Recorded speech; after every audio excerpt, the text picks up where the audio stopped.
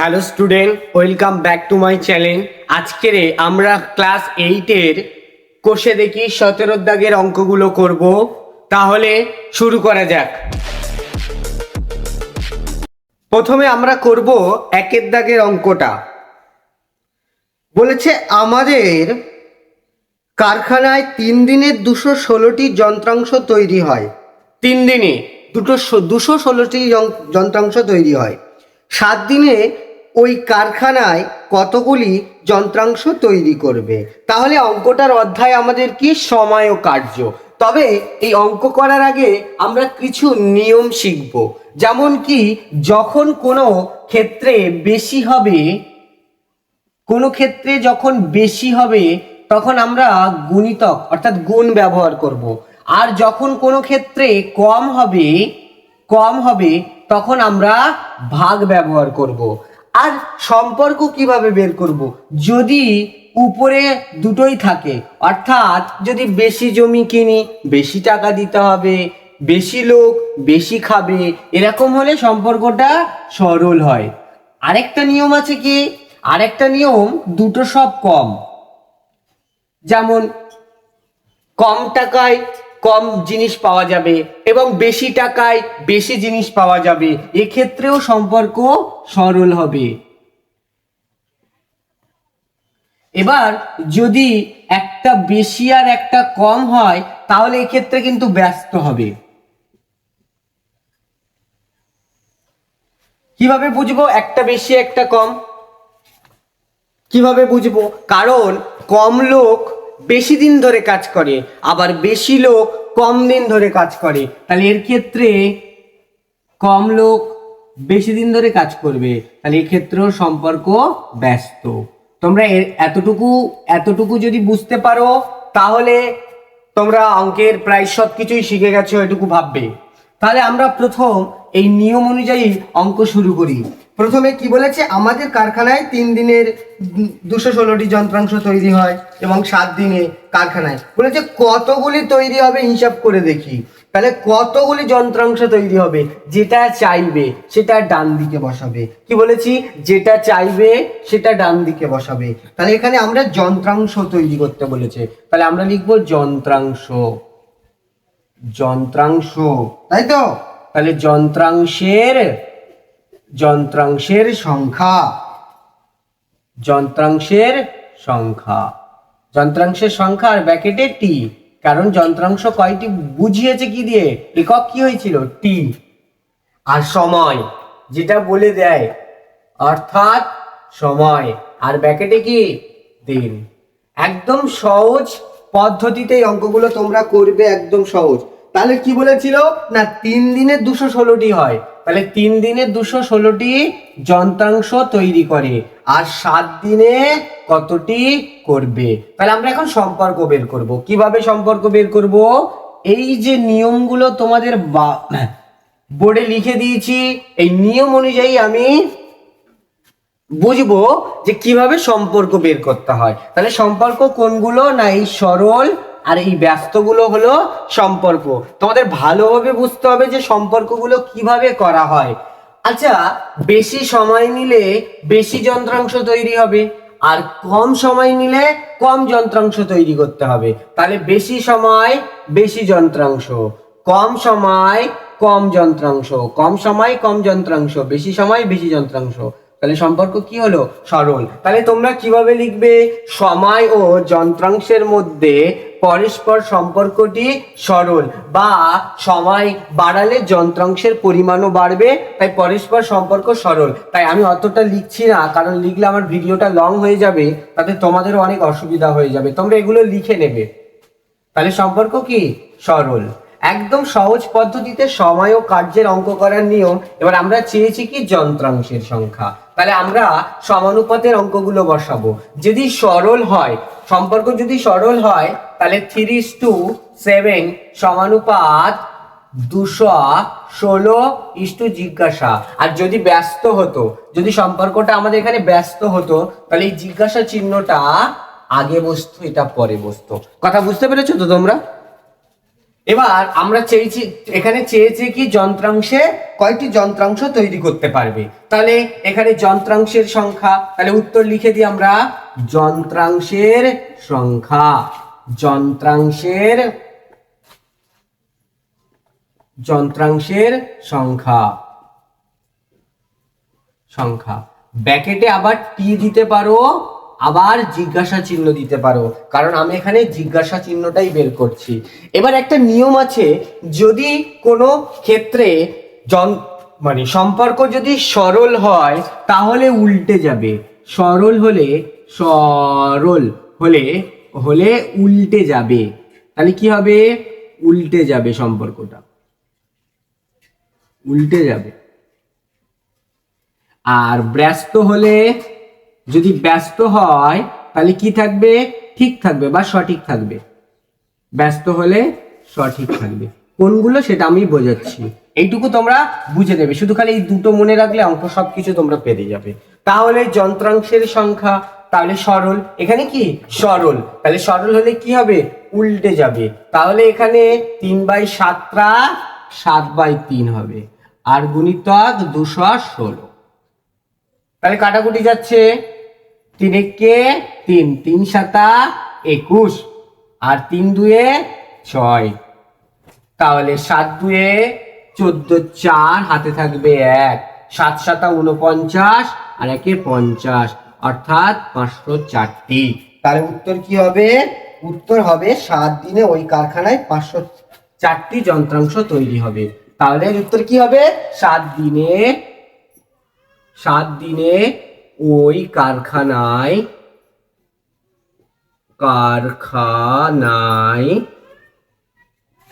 504টি যন্ত্রাংশ তৈরি হবে।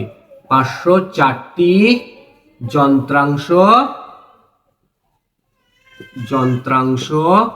তৈরি হবে।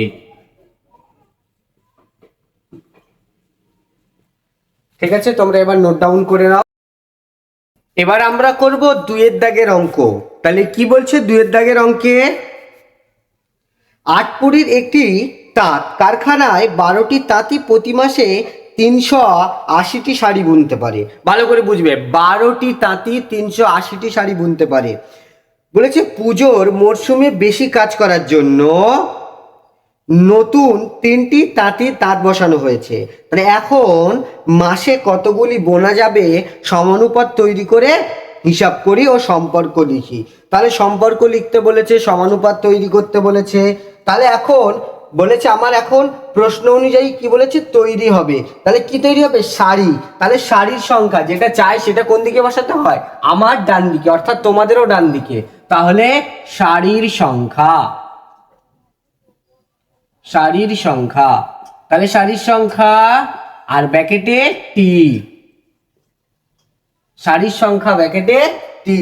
আর কি বলেছে? আর বলেছে তাঁতের সংখ্যা,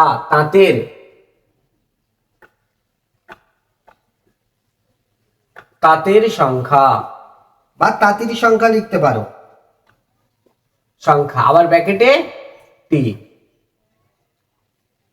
তাহলে মোট 12টি তাঁতি 380টি শাড়ি বুনতে পারে। আর এখন বলেছে 3 জন যোগ করা হলো, তাই তো? নতুন 3টে তাঁতি বসানো হলো। তাহলে আগে ছিল 12টি, এখন হয়েছে 3টি। তাহলে আমরা কি বুঝলাম? 12 যোগ 3, এখন কিন্তু নতুন 3টে বসানোর পর 15টি তাঁতি কতটি শাড়ি বুনতে পারবে। আচ্ছা, সম্পর্ক কিভাবে বের করব আমি বলছি, তোমরা লিখে নেবে সময়টা। তাঁত সংখ্যা বাড়লে শাড়ির সংখ্যা অবশ্যই বাড়বে, আর তাঁত সংখ্যা কমলে শাড়ির সংখ্যাও কমবে। তাহলে এখানে সম্পর্কটা কি হবে? না, সম্পর্কটা এখানে সরল। তাহলে সম্পর্কটা কি হবে? সরল। তাই তাঁতের সংখ্যা বৃদ্ধি বা হ্রাস পেলে শাড়ির সংখ্যা বৃদ্ধি বা হ্রাস পাবে। যেহেতু সম্পর্ক উল্লেখ করতে বলেছে তার জন্য লিখছি আমি, তাঁতের সংখ্যা বৃদ্ধি বা হ্রাস পেলে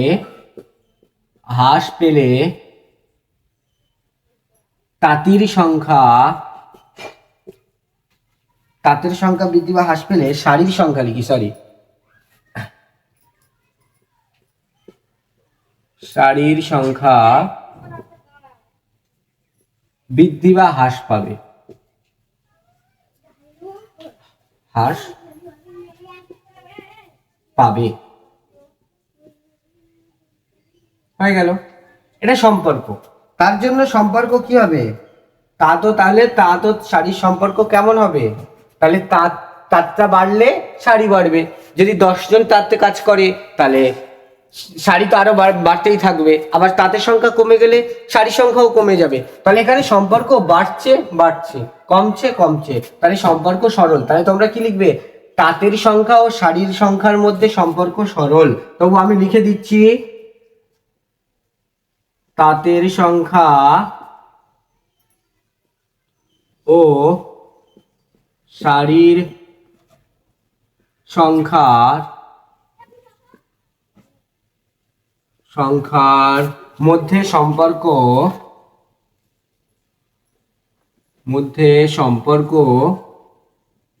সরল। যেহেতু সরল বলেছে তাহলে সম্পর্ক সরল। এবার আমরা সমানুপাতে বসানোর চেষ্টা করব। কিভাবে বসাবো? সরল হয়েছে তাহলে 12:15 সমানুপাত, যেহেতু সমানুপাতে বসাচ্ছি। এবার 380 লিখবো, কারণ ব্যস্ত হলে আমরা কি লিখতাম? জিজ্ঞাসাটা আগে এবং 380টা পরে লিখতাম। তাহলে আমরা এখন চাচ্ছি সারির সংখ্যা। তাহলে সারির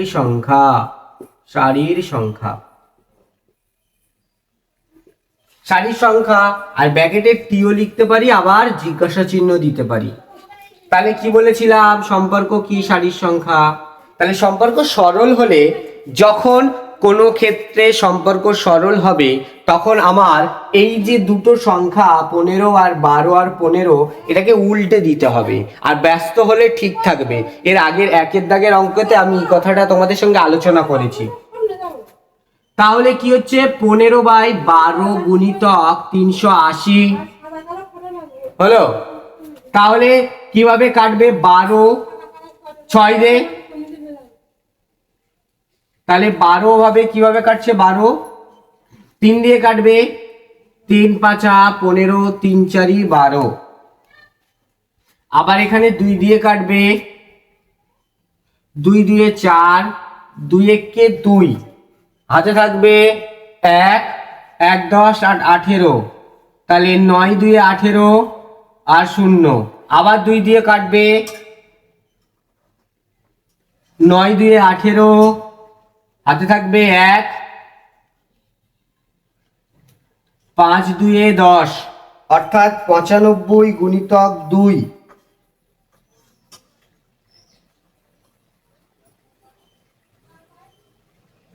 95 গুণিতক 5, তাহলে 5 95 কত হয়? 5 5 25 5, হাতে থাকবে 2, আর 5 9 45 আর 2 47, অর্থাৎ 475টি। তাহলে উত্তরও তোমরা লিখে নেবে, 475টি সারি গুনতে পারবে। তাহলে তোমরা নোট ডাউন করে নাও। এবার আমরা করব 4 দাগের অঙ্ক। তবে 3 দাগের অঙ্কটা নিজে করি, তোমরা করে নিতে পারবে। এবং এবার আমরা করব 4 দাগের অঙ্কটা। 4 দাগের অঙ্কেতে কি বলেছে? 1200 মিটার লম্বা একটি সেচের খাল কাটা শুরু হয়, বা হওয়ার 15 দিন পর দেখা গেল খালটির এত অংশ কাটা হয়েছে, এবং বাকি অংশ কাটতে আর কতদিন সময় লাগবে? তাহলে মোট খাল, ধরো একটা খাল কাটবে তারা, খালটার দৈর্ঘ্য কত? না 1200 মিটার। তাহলে খালটার দৈর্ঘ্য 1200 মিটার। তাহলে 1200 মিটারের কত অংশ কেটেছে? 15 দিনে কত অংশ কেটেছে? 3/4 অংশ। অর্থাৎ 1200 গুণিতক 3/4 অংশ করলে, তাহলে 3 0, অর্থাৎ 900 মিটার। তাহলে 900 মিটার খাল কেটেছে। তাহলে এখন প্রশ্ন, খালের দৈর্ঘ্য তো বললাম আমরা, তাহলে খাল কেটেছে 900 মিটার, এটুকু বুঝতে পেরেছো তো? তাহলে এবার আমরা অঙ্ক করেছি, অঙ্কেতে কি বলেছে? বাকি অংশ কাটতে কতদিন সময় লাগবে। তাহলে সময় চেয়েছে, যেটা চাই সেটা কোন দিকে বসায়? ডান দিকে। তোমাদের অনেক আগেও বলেছি। তাহলে সময় আর ব্র্যাকেটে দিন। আর এটা ওখানে কি লিখবো? দৈর্ঘ্য, তাই তো? কি লিখবো? খালের দৈর্ঘ্য লিখি বা শুধু দৈর্ঘ্য লিখতে পারি, তাহলে খালের দৈর্ঘ্য। আচ্ছা, খালের দৈর্ঘ্য কি বলেছে? মিটার তো একক, তাহলে আমরাও মিটার বসাবো। হয়ে গেল। তাহলে তারা কত মিটার খাল কেটেছিল? 900 মিটার খাল কাটতে 15 দিন সময় লেগেছে। এটা বুঝতে পেরেছো তো? 900 আমি কোথা থেকে পেলাম? না, 1200 মিটার তো খালের দৈর্ঘ্য, 3/4 মানে খাল কাটতে 3/4 খাল কাটতে 15 দিন সময় লাগে, তাই 3/4 মানে 900 মিটার। এখান থেকে আমি বের করলাম, তোমরা এটা ভালো করে বুঝে নেবে। আর তাহলে বাকি আছে কত? 1200 যেহেতু খাল মোট পরিমাণ, তার মধ্যে 900 কেটেছে, তাহলে বাদ বাকি পড়ে আছে কত? 300 মিটার খাল কাটতে কত দিন সময় লাগবে? তাহলে সম্পর্কটা কি? বেশি দৈর্ঘ্যের খাল কাটতে বেশি সময় নেবে, আর কম দৈর্ঘ্যের খাল কাটতে কম সময় নেবে। তাহলে সম্পর্কটা সরল। তোমরা এর আগের অঙ্কগুলো দেখে সম্পর্ক বের করে একা একা করার চেষ্টা করবে, তাতে ভালো হবে। কারণ আমি যদি সম্পর্ক এর মধ্যে করাই, তাহলে ভিডিওটা অনেক লং হয়ে যাবে, তখন বেশি সমস্যা হবে। তাহলে সম্পর্কটা কি? সরল। আমরা কিভাবে পেলাম? না, বেশি খাল কাটতে, বেশি দৈর্ঘ্যের খাল কাটতে বেশি দিন সময়, আর কম দৈর্ঘ্যের খাল কাটতে কম দিন সময়, এর জন্য সম্পর্কটা সরল হলো। তাহলে আমরা সমানুপাতে কি বসাবো? 900 অনুপাত 300 সমানুপাত জিজ্ঞাসাটা কেন পরে বসলো? সরল থাকিস তাই। তাহলে আমরা কি চাইছি? এখানে উত্তরে কি চেয়েছে? সময় চেয়েছে। তাহলে সময় ব্র্যাকেটে দিন। তাহলে সময় যদি হয় ব্র্যাকেটে দিন, তাহলে সম্পর্কটা কি? সরল। আর সরল হওয়া মানে কি? সরল হওয়া মানে উল্টে যাওয়া। সরল হওয়া মানে কি? উল্টে যাওয়া। তাহলে উল্টে যাবে কত? তাহলে আমরা এখন 300/900 দেব 15। বুঝতে পেরেছো তো তোমরা? এবার এটা আর এটা কেটে গেল, 0 0 কেটে গেল, 3 একে 3, 3 3 9, 3 একে 3, 3 5 15, তাই উত্তর 5। আর 5টা কি হবে? দিন, তাই উত্তর 5 দিন। এবার তোমরা উত্তরটা টুকে নেবে, নোট ডাউন করে নাও। এবার আমরা করব আজকের ভিডিওর লাস্ট অঙ্ক, অর্থাৎ কোষে দেখি 17 পার্ট 1 এর লাস্ট অঙ্ক, 5 দাগের অঙ্কটা। তাহলে কি বলেছে? বলেছে 3টি ট্র্যাক্টরে দৈনিক 18 বিঘা চাষ করতে পারে, মানে 3টি ট্র্যাক্টর দৈনিক 18 বিঘা চাষ চষতে পারে। আবার কি বলেছে? 7টি ট্র্যাক্টর দৈনিক কত বিঘা চাষ করতে পারবে, হিসাব করে দেখি।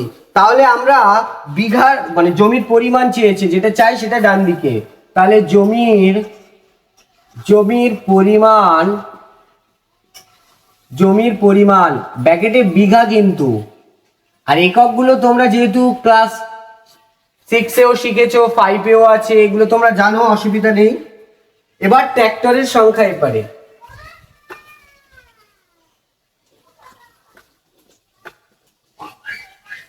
ট্র্যাক্টরের সংখ্যা বা ট্র্যাক্টর সংখ্যা একই জিনিস।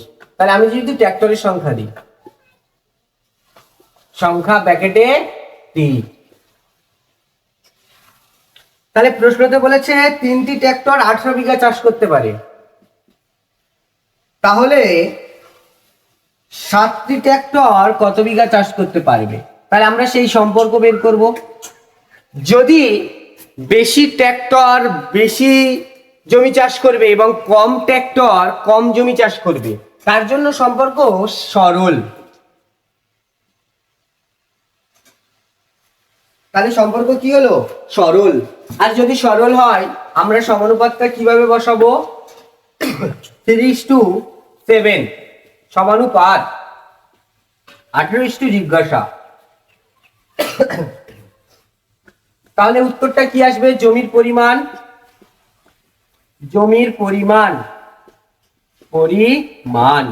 তাহলে জমির পরিমাণ কত? ব্র্যাকেটে কিন্তু বিঘা দিতে হবে, বাট বিঘা বা জিজ্ঞাসা চিহ্ন যাই দিতেই হবে। জমির পরিমাণ। তাহলে কি বলেছি, সরল। আর সরল হলে কি হয়, উল্টে যায়।